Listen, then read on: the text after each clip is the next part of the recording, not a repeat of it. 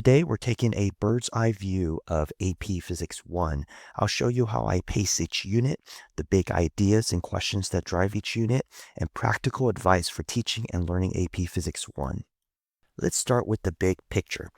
AP Physics is about models, about understanding what is the appropriate model for a particular situation, and it's not about memorizing formulas. So if you simply just are able to plug and chug, you're not going to get very far in AP Physics. When we talk about a model, we're talking about something that helps us to explain, predict, and solve a type of physics problem. And ideally, students are developing these models through experimentation. Examples of these models would be things like constant velocity model, the uniform acceleration model, etc. And students will be working and expressing these models through various representations. Examples of these are diagrams such as the free body diagram or force diagrams, or using graphs such as motion graphs, or using equations such as Newton's second law, or verbal or written statements. So any of these are ways or representations that students will use to express and work with these models. Before I show you my pacing guide, I want to just make a quick comment about the exam weighting. You'll notice that for different units, the exam weighting is different. And so certain units, you're going to get a lot more questions than other units. And so during the school year, if you're teaching AP Physics, you don't need to spend the same amount of time for every single unit. I would spend more time on units that are weighted more. And so I use this to help me create my pacing guide, but it's not exactly proportional to the exam weighting here, but I did use it as a way to guide me how I created my pacing guide. Also, my pacing guide is flexible, and this is real important to remember, especially if you're a new teacher, because things will happen. There may be some snow days in your area or something that occurs that comes out. Maybe you need to take some time off, and so you need to be able to be flexible. But it is still nice to have a pacing guide to start off with at the beginning of the school year, and then you work with that and you modify that as needed. And so finally, feel free to use my pacing guide, but also feel free to adapt it to your own needs. Let's walk through the course one unit at a time. Before Unit 1, I like to spend a week on math and science skills. And these are skills such as sig figs, unit conversion, graphing, independent-dependent variables, scientific notation, etc. And I will try to cover as many of these topics during that first week as possible. However, if I don't get through each and every one of those topics, I will roll it over to my future weeks. But because my first week, sometimes I have 3 days, sometimes I have 2 or 4 days, it's inconsistent. So I will just try to cover as much as I can. And then week 2 is when we start Unit 1 Kinematics. And kinematics is a study of describing motion. You'll learn about scalars and vectors. These tell us the different kind of numbers you'll be working with. Displacement, velocity, acceleration. You'll learn how to use those to describe motion. And then representing motion, which is a big major topic in Unit 1. I will talk about that some more in just a second. You'll learn about reference frames and relative motion and how to solve projectile motion problems. So if you're a student, these are the questions you should be thinking about during Unit 1. If you're a teacher, these are the questions you would like your students to be thinking about. The first one is, how can we describe and predict an object's motion? That's kind of a big question for Unit 1. Then you want to be thinking about, how do motion graphs and motion maps tell the story of motion? You want to think about, what does the slope of the graph, of the motion graph, tell us? What does the area under the graph tell us? And then finally, how do we analyze projectile motion problems? So you know how to analyze a one-dimensional problem. How do you apply those concepts to a two-dimensional problem? Next, you'll be moving into Unit 2, which deals with forces. And you might feel like, wow, I feel like I'm in forces for a very long time. And that's because there are a lot of subtopics in Unit 2. I'll be spending about 5 weeks on this unit. And here are the questions that you should be thinking about throughout this unit. The first is, how do we draw free body diagrams? Remember how we talked about models and how students use representations to express and work with these models. Well, this free body diagram or force diagram is a huge part in Unit 2. So make sure that you really spend time to understand how to identify and how to draw these force diagrams. What are Newton's three laws and how do we apply them? So you'll start off kind of conceptually understanding three laws and then applying these, especially Newton's second law, because you'll be using that to solve force problems. You'll look at some specific types of forces. One set of these forces are called static and kinetic friction. So you want to really understand how friction works and the difference between static and kinetic friction. And then lastly, you'll be looking at circular motion or things that are moving along a circular path. How do we analyze these type of problems? What is the direction of the net force when an object is moving in a circular path? Next, we'll be looking at work, energy, and power, and this is Unit 3. This is also a pretty big unit. You can see the weighting right here. So I'll be spending about 5 weeks or so. And once again, I may change and modify this as needed. And so when you start with the pacing guide, if you're a teacher, just be flexible because things can change. But for right now, I've set it for 5 weeks. In this unit, if you're a student, where are you going to be learning? So you'll be learning about the different ways that energy can be stored and how energy can be transferred, the relationship between work and energy. When is energy conserved? And conserved here is a really important word in physics. We're not talking about like if you say conserving water, like not wasting water. In physics, when we say conserve, we're talking about not changing. So if we say that the total mechanical energy is conserved, that means the total amount of mechanical energy before and after is going to stay the same. So pay attention when your teacher talks about the word conserve, really pay attention to that. Also, you'll be learning about the concept of power.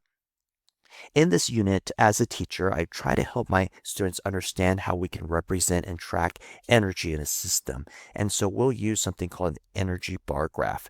Anytime your teacher is showing you ways to represent abstract concepts, really pay attention to that. And so these energy bar graphs are going to be real key for my students to understand how energy works. Next, we'll be looking at linear momentum. And unfortunately, linear momentum falls around Thanksgiving for me, and then there's also winter break, and so it's going to be a little bit choppy. But I'll be spending about a week on it. We've got Thanksgiving break, a week after that, and then there's review, winter break. We do have final exams, so I'll be giving a final exam. So there may be a few momentum questions, but not a whole lot. And then after winter break in January, we'll spend 2 more weeks on momentum. Momentum is quite an important topic because it really allows us to solve some complex collision problems more simply. Energy is a good model for solving some problems, but when you have collisions, that's where momentum can come in really handy. Now, what are some questions you should be thinking about in Unit 4, linear momentum? You should be thinking about how is impulse related to momentum? When is momentum conserved? You see that word again, conserved. And what's the difference between elastic and inelastic collision? The next two units that we'll be looking at will be dealing with rotation. And I'm really glad that it's separated into 2 units because rotation can be a really challenging topic, especially for students who are learning physics for the first time or even the second year. What makes AP Physics so challenging is because students haven't spent that much time thinking about it. If it were 3 or 4 or 5 years, then more students would feel like it's not that bad. But because you're learning it in 1 year or maybe it's your second year, that's why it feels so challenging. Now, in Unit 5, we're looking at torque and rotational dynamics. So we're dealing with the kinematics of rotation as well as dealing with forces that deal with rotation. And so I'll be spending about 3 weeks here, but this could go into the next unit because remember, the next unit is also dealing with rotation. Here are the questions I'd like you to be thinking about if you're a student. How is linear and rotational kinematics similar or different? And if you can see the similarities here and how they're analogous, this will save you a lot of time because you've already learned linear kinematics. But if you can see how it relates to rotational and see the similarities, it's kind of like a shortcut. You'll be able to learn a lot faster. What is the rotational version of Newton's second law? Once again, you already know Newton's second law. Now apply it to rotation. It'll make it a lot easier if you could see the similarity. How does torque cause rotational motion? How can we use force diagrams to help us analyze rotational dynamic problems? Once again, representations are super important in learning physics. Now we're going to get into the second unit on rotation, which is energy and momentum of rotating systems. This is unit 6. I'll spend about 2.5 weeks on this unit. And once again, the previous unit is also rotation. So there is definitely some flexibility there. And in this unit, we're going to be looking at how energy relates to rotation and also how momentum relates to rotation. So questions to be thinking about in this unit are, how is linear angular momentum similar or different? Once again, you can shortcut your learning if you can make this connection. When is angular momentum conserved? When is rotational energy conserved? You'll see that word again, conserved. Okay, when you hear that word, really pay attention to those ideas. How do rolling objects combine translational and rotational motion? So rolling objects are kind of cool because not only can you have translational motion, but you can also have rotational motion.